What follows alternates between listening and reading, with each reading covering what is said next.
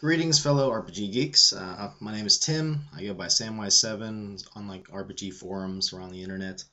Um, I just want to talk to you today about Barbarians of Lemuria.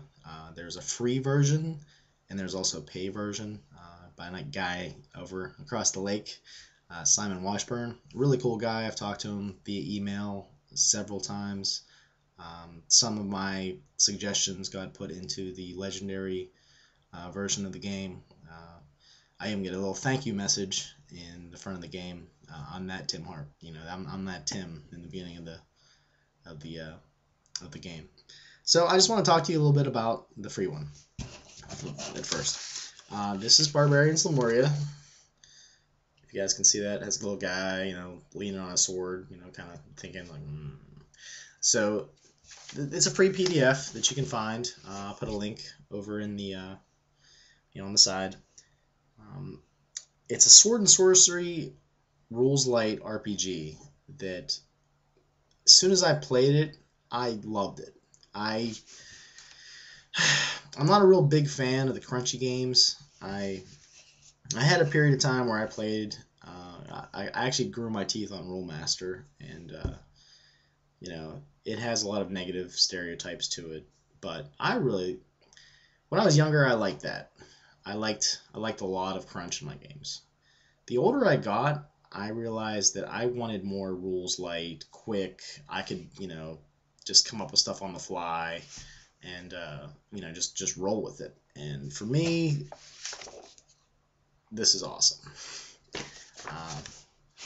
This little PDF, let's see here, is basically 40 pages long. It comes with a very very hint of a setting called Lemuria, which is based on the Thongor books by Lynn Carter.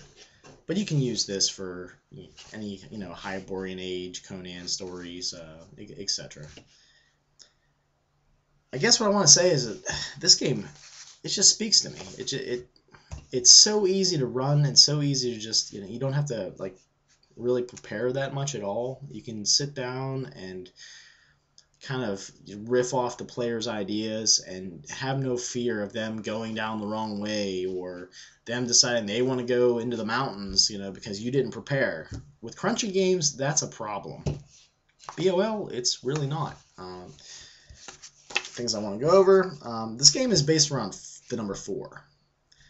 There's 4 attributes, 4 combat stats, 4 careers, and in my games, I like to have this is a little house rule. I like to have 4 senses.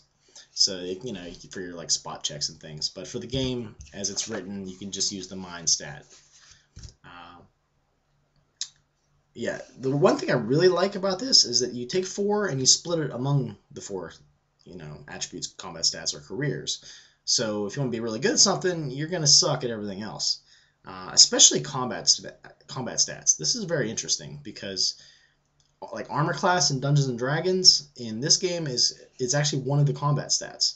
So you have to decide if you're going to be really good at combat. Oh, maybe put 4 in melee. You put 0 in the rest. Your armor class is essentially 0 because you didn't want to spend it there. So you'll hack into people, but you're going to get effed up. So it has a nice balance to it. You're going to be really good at defense, or you're going to be good at offense, or somewhere in between. I know a lot of the mage characters and the sorcerers and things usually have a higher defense, but they don't have to. There's no hard and fast rules like you can't have this. It's basically what you want to do, what you want to come up with. This game is also very easily ported over to other types of games, other types of genres of role-playing games. In fact, I think there's, well, I'm talking about the free version now, but there's actually some ones you can pay for that, they go post-apocalyptic or, World War II kind of things. But, so those are awesome. And the careers basically take over for skills. You essentially have 4 skills on your character sheet. Later you can advance and get more, but they're very broad, vague. It's kind of like some of the retro, not the retro clones, but just the older versions of D&D where you didn't really have skills, but you just rolled off of stats. In a way, they're kind of like having additional stats, sort of. and that's what you roll. But like, let's say you're a thief. You wheel and deal with the GM saying, okay, I'm a freaking thief, man. I can sneak up a wall, I can break in a door, I can, pick a lock, whatever the case may be. And the GM goes, well, all right, roll agility plus your thief skill, and you have to get a 9 on a 2d6, plus or minus any modifiers depending on how difficult it is, and then there you go. There's also like fate points in the game. I think they're called hero points, which lets you bump up or down. Well, I guess bump up the dice roll. But it's slick, it's quick, it's character generation, especially in the free version, is normally when I run one shots at conventions for this game, I have the players make their characters at the start of the game. In crunchy games, that you can't sit down and have people make their characters and hope to get a 4-hour game in at a convention. But this game you can, which is nice because it gives the players. It lets them decide lets them decide their fate a little bit. Lets them, get a little bit of skin in the game and what they want to actually play. So that's kind of nice. But it has like hit points, has arcane points for magic. So that's pretty much it. The task resolution, like I said, is 2d6. Difficulty is 9, modified by the situation. The thing I really like about this is that a natural 12 is always a success, and 2 is always a failure in the natural dice roll on 2d6, which is cool. And I like this little quote from the game. Barbarians of Lemuria should be a fast, heroic. It should be full of action, sorcery, and swordplay. So, it's not really your high epic fantasy that seems to kind of take over the RPG world, but it's that nice not rules-lite, but it's that nice low fantasy that you get in books and novels, and not necessarily as much in the RPGs these days. Weapons are mostly D6 in damage. There are some that are D8 or D10 in the free version. Armor, like I said, armor is damage reduction. Defense is actually your armor class would be in D&D. And chainmail bikinis in here too. Because we're guys. We like girls. All right. Going over the spells. There are cantrips, which are very low level, and there's 3 magnitudes of spells. What's nice is that it's very freeform. Now, if you think okay, freeform, how do you do that? It literally puts the creativity back in the player's hands.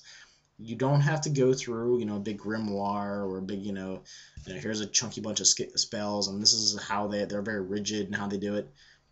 It lets the players describe their spells, what happens, and it comes down to a dice roll, but it lets them put flavor back into the game. So, in your stereotypical D&D game, you don't just chuck the same spell exactly the same over and over and over again. You can mix it up. You want to do the same thing over and over again? That's cool. Maybe, the fireball has flaming rats in it, or, whatever the case may be. It lets the players decide how they want to be creative, which is very cool. And there's, in addition to spending magic points, you have casting requirements, which I could go and I probably do a whole video on the casting requirements because they're awesome. There's sacrificing animals, and you have to be in line of sight. You have to see them. It's really worth checking out if you haven't. It's a free download. Free, dude. Download it.